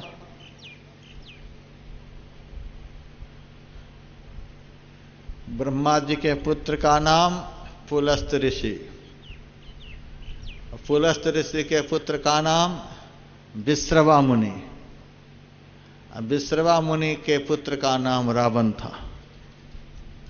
ब्राह्मण कुल में, ऋषि कुल में उसका जन्म हुआ था। बल भी बहुत था, विद्या भी बहुत थी, तपस्या भी उनके पास बहुत थी, और भी दुनिया का बहुत कुछ था। रामायण पढ़िए, लेकिन एक ही चीज नहीं थी जिसके कारण ब्राह्मण के वंश में जन्म लेने पर भी, ऋषियों के वंश में जन्म लेने पर भी वह मनुष्य भी नहीं कहला सका। क्या रावण के पास नहीं था? सब कुछ था, लेकिन रावण के पास चरित्र नहीं था।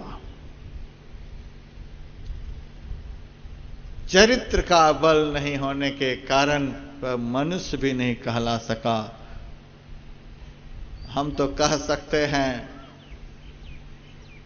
वह राक्षस भी नहीं था, राक्षस का राजा था।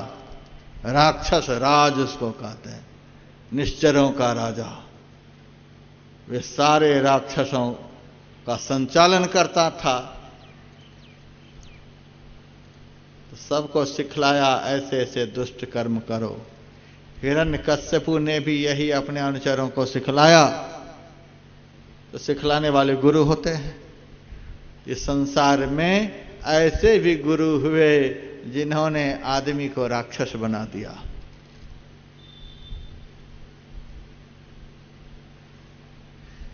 पंद्रह साल के बच्चे को मैंने देखा हाथ में चिलम लेकर के पी रहा था। मैंने कहा इतनी कम उम्र तुम्हारी है, यह ज्ञान तुम्हें कहां से प्राप्त हुआ? 15 साल की उम्र में हाथ में कलम रहनी चाहिए, तुम्हारे हाथ में चिलम देख रहा हूं। तुमको मनुष्य से जानवर किसने बनाया है?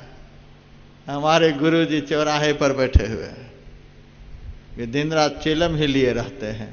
उनके पास जो बैठते हैं उनको यही शिक्षा मिलती है। आदमी को जानवर बनाने वाले भी गुरु इस धरती पर हैं।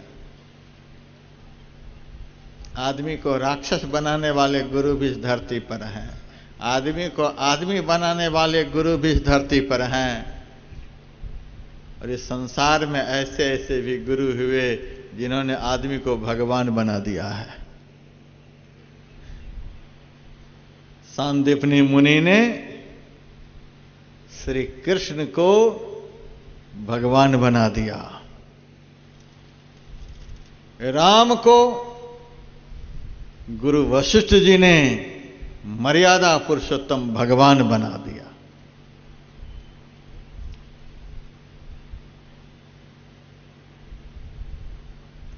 तो संसार में ऐसे ऐसे गुरु हुए हैं जिन्होंने आदमी को भगवान बना दिया है।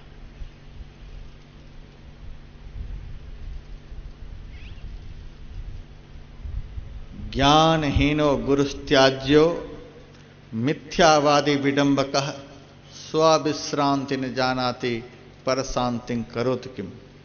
इसीलिए ज्ञान से हीन गुरु का त्याग कर देना चाहिए। गुरु तो सब बनना चाहते हैं, लेकिन शिष्य बनना कोई नहीं चाहते। शिष्य बने बगैर कोई गुरु नहीं हो सकता। पहले भगवान श्री कृष्ण सांदीपनी मुनि के आश्रम में जाकर शिष्य बने, उसके बाद वे त्रिभुवन के गुरु बने।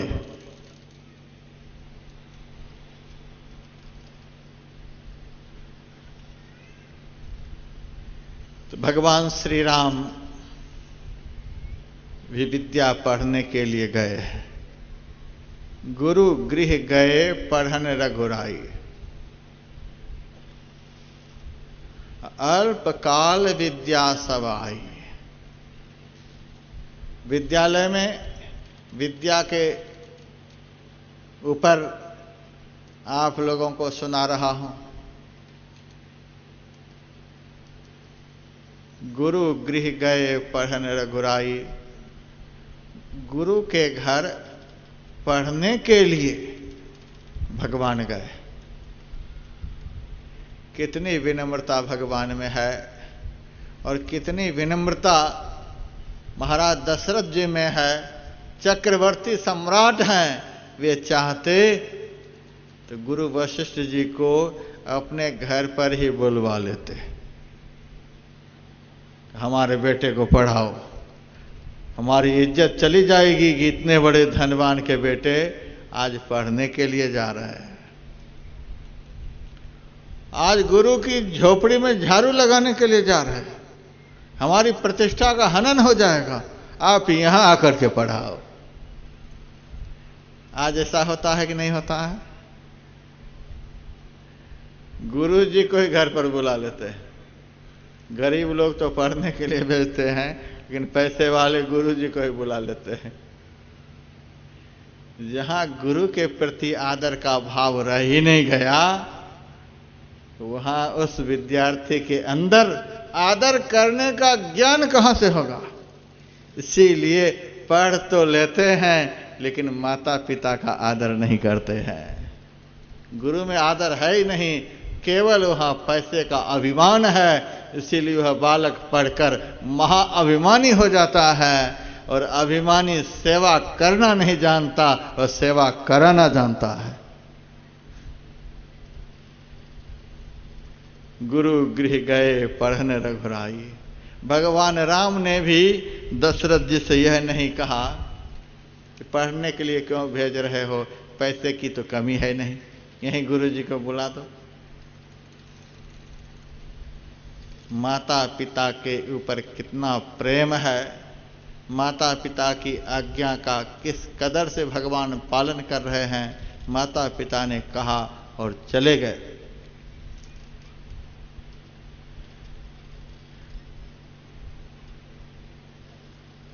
अल्पकाल विद्या सब आई।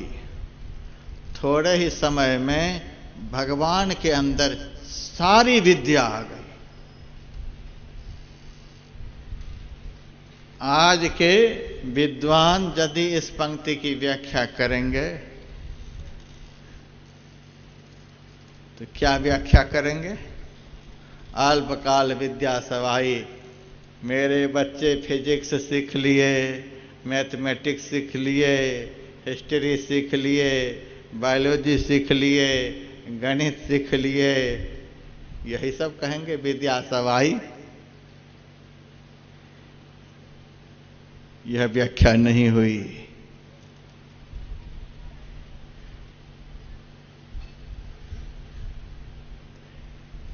कल मैंने सुनाया था,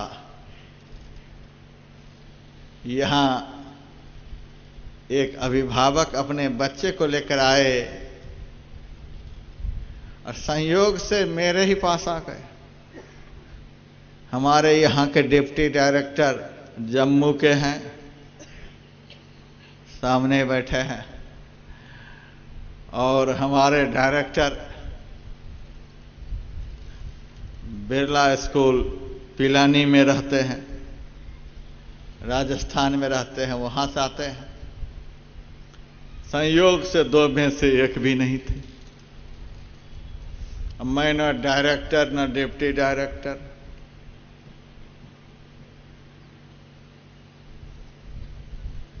सात क्लास तक मैंने जैसे तैसे पढ़ा है। अब मेरे पास वे अभिभावक बच्चे को लेकर आ गए और मेरे से कहने लगे, महाराज आप इस विद्यालय में बच्चे को कौन सी भाषा सिखलाओगे?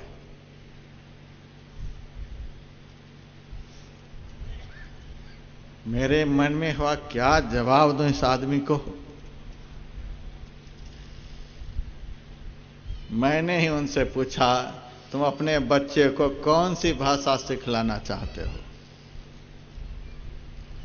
आजकल अंग्रेजी का बड़ा भारी प्रचलन है। सब चाहते मेरे बच्चे फर्राटे से अंग्रेजी बोले। यही सबसे बड़ी उपलब्धि है। और कोई ज्ञान हो चाहे नहीं हो, बच्चे को अंग्रेजी बोलने के लिए आ जाए। पापा बोले चाहे नहीं बोले, पाप भी बोले, लेकिन बोले पाप ही। पिताजी नहीं बोले, माता नहीं बोले, अम्मी मम्मी जो मर्जी सो बोले, लेकिन माता जी नहीं बोले। भारतीय सभ्यता संस्कृति से सुदूर रख करके आज के अभिभावक बड़े खुश हो रहे हैं। सास ससुर को भले प्रणाम करे, लेकिन माता पिता को प्रणाम नहीं करे। इस सुशिक्षा से आज के अभिभावक बड़े खुश हो रहे हैं। पत्नी की सब तरह से सेवा करे, लेकिन माता पिता की सेवा एक भी नहीं करे। इससे आज के अभिभावक बड़े खुश होते हैं। ऐसी शिक्षा होनी चाहिए। कौन सी भाषा महाराज पढ़ाओगे? मैंने कहा कौन सी भाषा पढ़ाना चाहते हो? महाराज आजकल अंग्रेजी का बड़ा भारी प्रचलन है।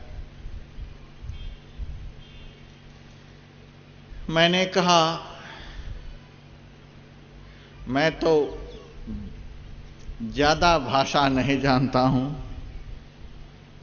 लेकिन आप लोगों को मैं यह विश्वास दिलाना चाहता हूं, मैं इस विद्यालय के बच्चे को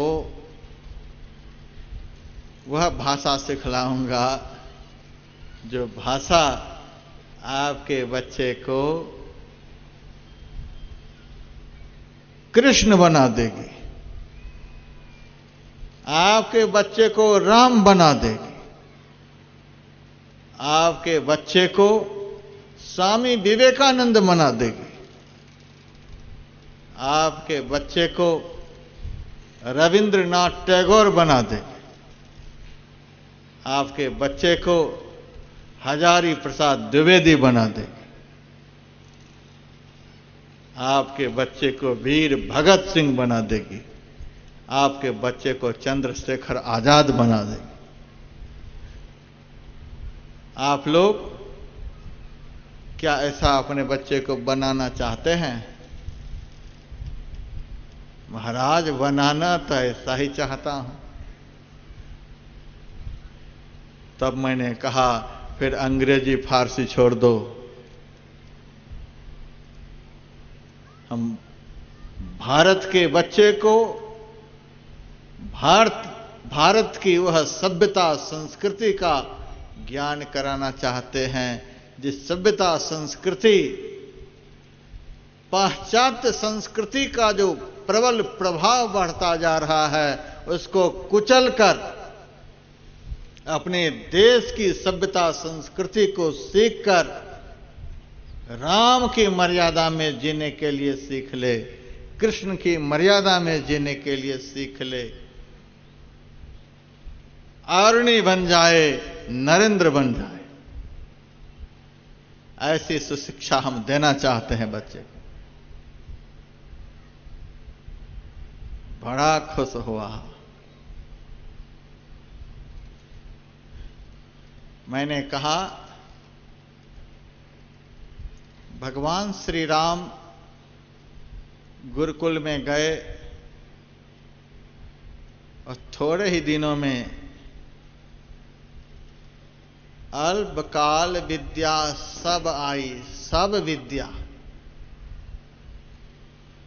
कितनी विद्या होती है? बहुत लोग जानते हैं 14 विद्या, और मैंने थोड़ी देर पहले बतला दिया 14 ही विद्या नहीं होती हैं, विद्या के 64 अंग होते हैं। ये सारे अंग जब पूर्ण हो जाते हैं तब समझिए कि विद्या पूरी हो गई। सब विद्या का अर्थ लोग वही समझ रहे हैं, physics, chemistry, biology, science, mathematics. ये सब विद्या के कोई अंग नहीं है। विद्या का अर्थ होता है ज्ञान।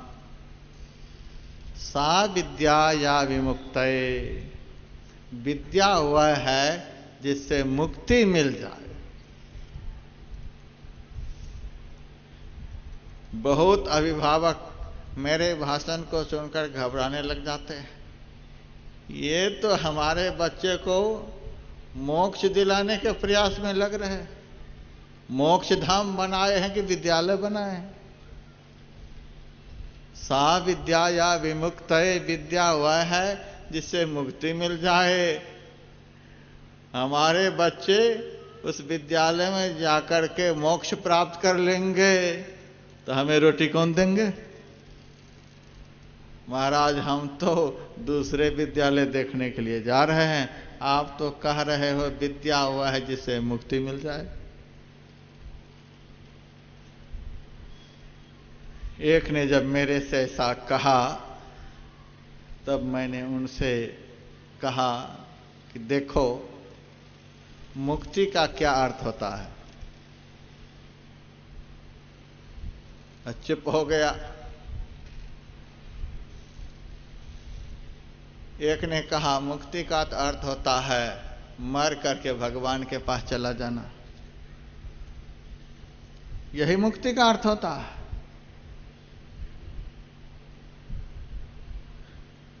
मुक्ति का यह अर्थ नहीं होता। मुक्ति का अर्थ होता है छुटकारा। साधारण, बहुत अर्थ है लेकिन साधारण अर्थ। लोग मेरे से कहते हैं महाराज लड़के की शादी हो जाए तो मुक्ति मिल जाए, लड़के की शादी हो जाए तो मुक्ति मिल जाए, यानी छुटकारा मिल जाए। लड़की की शादी हो जाए तो मुक्ति मिल जाए, छुटकारा मिल जाए। महाराज आधा अधूरा घर बना हुआ है, घर पूरा हो जाए तो मुक्ति मिल जाए, घर से मुक्ति मिल जाए, छुटकारा। मुक्ति का अर्थ छुटकारा।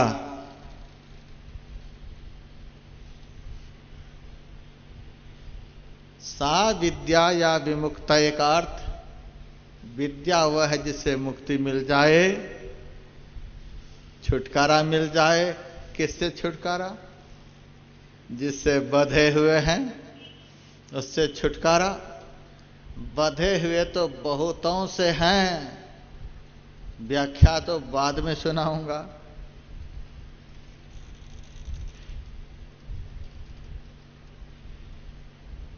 भले ही हम दिन रात झूठ बोलते हैं, लेकिन हम ऐसा चाहते हैं कि मेरा बेटा भी झूठ बोले? नहीं चाहते हैं। विद्या वह है जो बुराइयों से छुटकारा दिला दे। ज्ञान उसको कहते हैं जिसकी प्राप्ति होने पर बुराई छूट जाए, बुराई से मुक्ति मिल जाए। इसीलिए कबीर साहब ने कहा, काम क्रोध मद लोभ के जबलक घट में खान, कह मूर्ख कह पंडिता दोनों एक समान। पढ़ा लिखा आदमी भी सिगरेट पी रहा है, मूर्ख भी पी रहा है। अब कहिए क्या अंतर है? पढ़े लिखे आदमी के पीने का डिजाइन लगता है कुछ अलग होगा, पता नहीं वो किस तरह से पीता होगा, और मूर्ख किस तरह से पीता होगा। पढ़ा लिखा आदमी भी शराब पी रहा है और मूर्ख भी शराब पी रहा है। क्या अंतर है? पढ़ा लिखा आदमी भी मीट खा रहा है, अंडे खा रहे हैं, अनपढ़ भी वही कर रहा है। पढ़ा लिखा भी झूठ बोल रहा है और मूर्ख भी झूठ बोल रहा है। पढ़ा लिखा चोरी कर रहा है, मूर्ख भी चोरी कर रहा है। पढ़ा लिखा दूसरे की मां बहनों को मलिन दृष्टि से देख रहा है, मूर्ख भी देख रहा है। पढ़ा लिखा भी दूसरे की निंदा चुगली कर रहा है, मूर्ख भी कर रहा है। पढ़े लिखे के अंदर में भी काम उत्पन्न होता है, मूर्ख के अंदर में भी काम उत्पन्न हो रहा है। पढ़े लिखे के अंदर भी क्रोध होता है, लोभ होता है, मोह होता है, अभिमान होता है, ईर्ष्या द्वेष की भावना होती है। मूर्ख में भी यही सब हो रहा है। क्या अंतर है? क्या यही विद्या की परिभाषा है? जो काम मूर्ख करे वही पढ़ा लिखा करे, यही विद्या की परिभाषा है। सा विद्या या विमुक्तये। जो काम मूर्ख आदमी कर रहा है वह काम यदि पढ़ा लिखा नहीं करे तब हम उनको विद्वान कह सकते हैं, तब हम उनको पढ़ा लिखा आदमी कह सकते हैं। और कभी कभी हम मूर्ख को भी आदर की दृष्टि से देखते हैं। बहुत मूर्ख भी ऐसे ऐसे कर्म को करते हैं जो पढ़ा लिखा भी नहीं करता। महाभारत में लिखा हुआ है, शूद्रे चैतत भवे लक्ष्यम द्विजे तच्चन विद्यते न वै शूद्रो भवे क्षुद्रो ब्राह्मणो न च ब्राह्मण। ब्राह्मण का गुण यदि शूद्र में दिखलाई दे, शूद्र का गुण यदि ब्राह्मण में दिखलाई दे, तो ऐसी स्थिति में वह ब्राह्मण ब्राह्मण नहीं है और वह शूद्र शूद्र नहीं है। पढ़ा लिखा आदमी का गुण यदि अनपढ़ में दिखलाई दे, और अनपढ़ का गुण यदि पढ़ा लिखा आदमी में दिखलाई दे, तो ऐसी स्थिति में वह अनपढ़ अनपढ़ नहीं है, वह पढ़ा लिखा नहीं है। इसीलिए कहा, साफ साफ ऋषियों ने कह दिया, सा विद्या या विमुक्त है, विद्या वह है जिसे मुक्ति मिल जाए।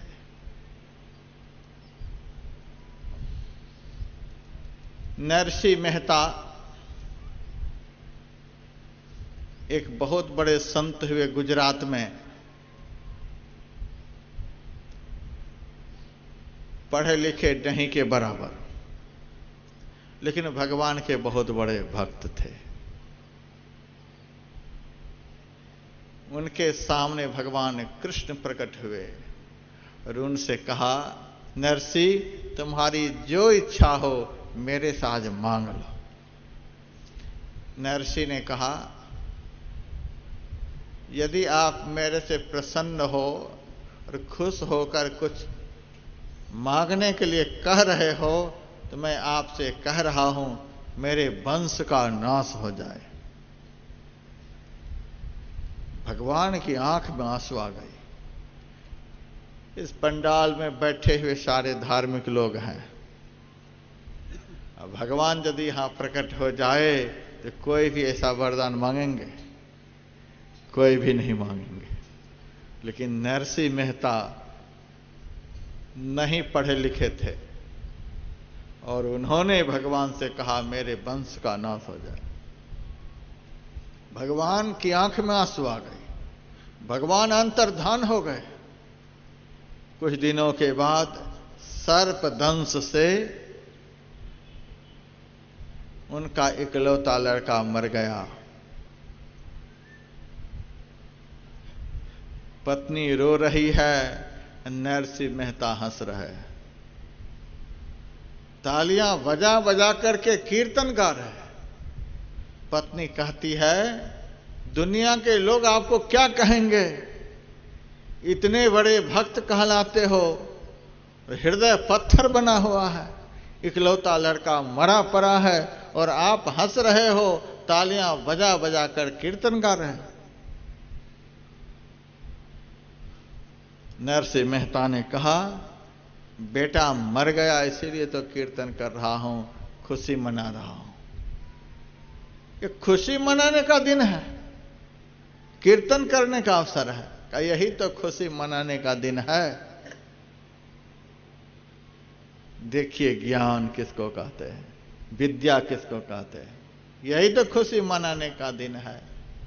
महान से महान विपत्ति आने पर भी वह विपत्ति जिसके ऊपर असर नहीं डाल सके, वह सच्चा विद्वान है, वह सच्चा ज्ञानवान है।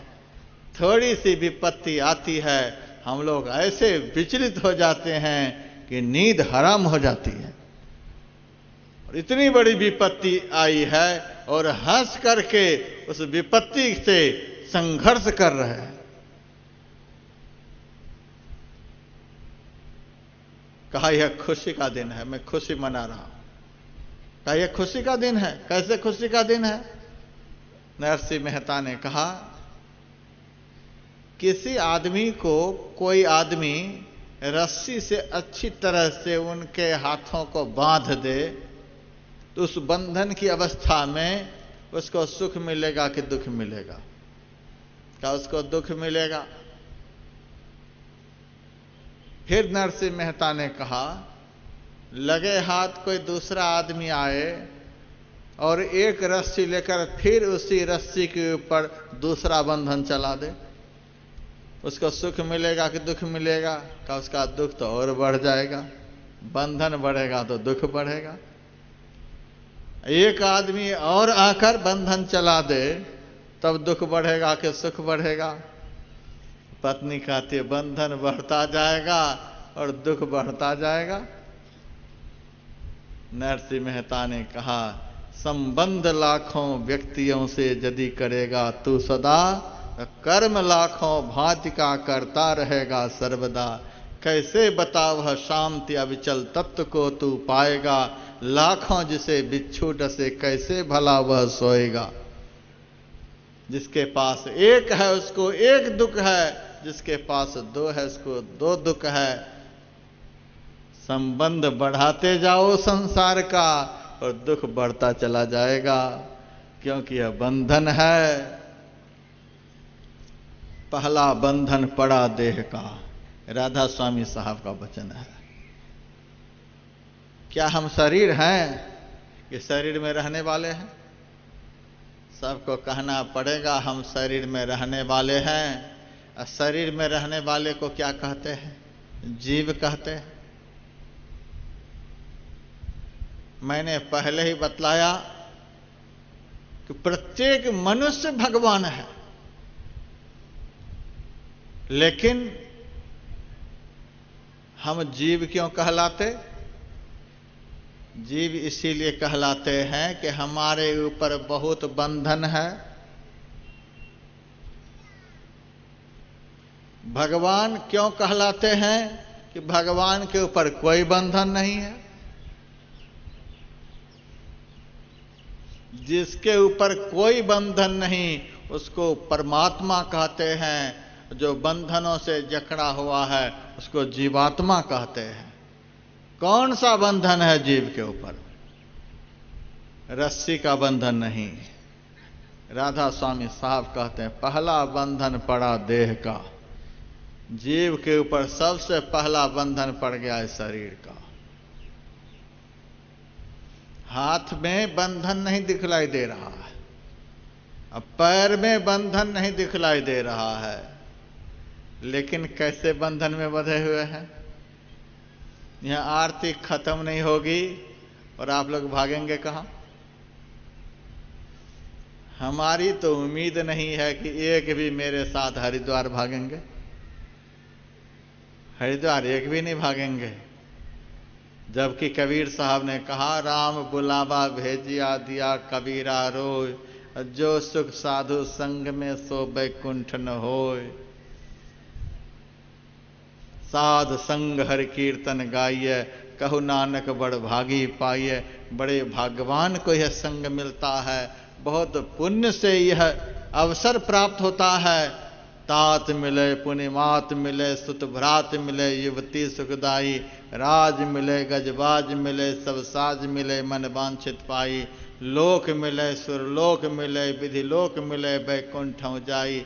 सुंदर और मिले सब ही सुख, संत समागम दुर्लभ भाई। यह दुर्लभ है। श्रीमदाद शंकराचार्य से शिष्यों ने पूछा था किंग दुर्लभम लोके, इस संसार में दुर्लभ क्या है? शंकराचार्य ने बतलाया 5 चीजें बहुत दुर्लभ हैं। कहा कौन कौन सी चीजें? नंबर 1 में आत्मोन्नति के शिखर पर पहुंचे हुए इसी जीवन में परमात्मा का दर्शन करा देने वाले सदगुरु का मिलना। सबको नहीं मिलते। दूसरा, संत का संग। तीसरा, दान करने की सहज स्वाभाविक प्रवृत्ति। चौथा, सत्य असत्य का विचार। और 5वां, संतोष। संतोष सबके अंदर नहीं होता। हाय हाय तो सबके अंदर में होती है, लेकिन संतोष किसी बिरले के पास होता है। साईं इतना दीजिए जामे कुटुंब समाए, मैं भी भूखा न रहूं साधु न भूखा जाए। संत संग की इतनी महिमा शास्त्र में है, और आरती होने की देर और आप लोगों को घर भागने में देर नहीं। घर जो आप लोग भागेंगे वहां किसका संग मिलेगा?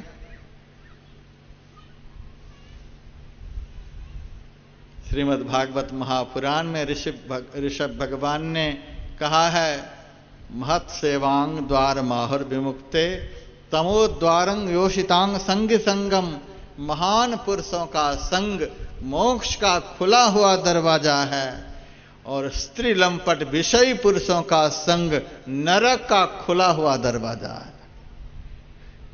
जहां नरक का खुला हुआ दरवाजा है, उसी दरवाजा में घुसने के लिए सब दौड़ेंगे। मोक्ष का खुला दरवाजा संत होते हैं, लेकिन संत के पास आने में धीरे धीरे रे मना, धीरे सब कुछ हो। बहुत लोग धीरे धीरे आते हैं। सिनेमा हॉल में बड़ी तेजी से भागते हैं, सर्कस देखने के लिए बहुत तेजी से भागते हैं, ट्रेन पकड़ने के लिए, प्लेन पकड़ने के लिए बहुत तेजी से भागते हैं। लेकिन संत के पास धीरे धीरे रे मना। कुछ लोग शुरू से ही आकर बैठे हैं, कुछ लोग आधे में बैठे, कुछ लोग आखिरी में बैठे, कुछ लोग आरती के समय बैठेंगे। और एक दिन मैंने देखा, सत्संग समाप्त हो गया, मैं अपने निवास पर जा रहा था, तब आदमी सामने से आ रहा। मैंने कहा अब तो सत्संग समाप्त हो गया, अब कहाँ जा रहे हो? उन्होंने कहा महाराज सत्संग समाप्त हो गया, लेकिन भंडारा तो समाप्त नहीं हुआ है। हे भगवान, सत्संग में आने के लिए धीरे धीरे रे मना, और कुसंग में जाने के लिए बंदूक की गोली की तरह छूटते हैं। इतनी तेजी से घर की तरफ भागेंगे, उतनी तेजी से यदि संत की शरण में आते, इसी जन्म में कल्याण हो जाता, इसी जन्म में उद्धार हो जाता। नरसिंह मेहता ने कहा, पहला बंधन शरीर का है, दूसरा बंधन तुम हो स्त्री, और तुम्हारे कारण तीसरा बंधन पुत्र का। तो एक बंधन खुल गया, तो बंधन के खुलने से खुशी होती है, और बंधन के बढ़ने से दुख बढ़ता है। यह ज्ञान है। यदि ऐसा ज्ञान हो जाए कि बंधन खुल गया, खुश हो रहे हैं, तब समझेंगे आपने विद्या सीखी है, ज्ञान आपका मिला है। लेकिन हम मनुष्य ऐसे हैं कि बंधन के बढ़ने से खुश होते हैं और बंधन के खुलने से दुखी होते हैं, इसीलिए तो रोते हैं। नरसिंह मेहता ने कहा, अब यदि दोबारा भगवान कृष्ण आ जाएं और मेरे से वरदान मांगने के लिए कहें, तो तुम्हारा नंबर मैं लगा दूंगा। अच्छा, मैं भी बला हो चुकी हूं का? बिल्कुल, यह भी बंधन खुल जाए तो बढ़िया है। तीसरी बार यदि कृष्ण आ जाए और मेरे से मांगने के लिए कहें, तो मैं कहूंगा, हे प्रभु, यह देह का बंधन जो आपने दिया है, इस बंधन को भी हटा लो और आप मुझे अपने को अपने में मिला लो। सा विद्या या विमुक्तये, यह है विद्या। तुकाराम का घर ध्वंस हो गया, भूकंप ऐसा हुआ था, और ढहे हुए मकान पर वे कीर्तन गा रहे हैं। पत्नी कहती है, शर्म नहीं आती जिस भगवान का नाम ले रहे हो? उस भगवान ने क्या कर दिया? मकान ध्वंस हो गया। तुकाराम ने कहा, मकान ध्वंस हो गया इसीलिए तो कीर्तन कर रहा हूं, बड़ी खुशी की बात है। कहा, क्या खुशी की बात है? छोटा मकान टूट गया, अब बड़ा मकान मिल गया। का बड़ा मकान कहां मिला? का बड़ा मकान दिखलाई नहीं देता है, छोटा मकान दिखलाई देता है। वो बड़ा मकान कहां है? तुकाराम ने कबीर की वाणी सुना दी, सखिया हुआ घर सबसे न्यारा, जहां पूरन पुरुष हमारा, जह नहीं सुख दुख साच झूठ नहीं, पापन पुण्य पसारा, नहीं दिन रैन चंद नहीं सूरज, बिना ज्योति उजियारा।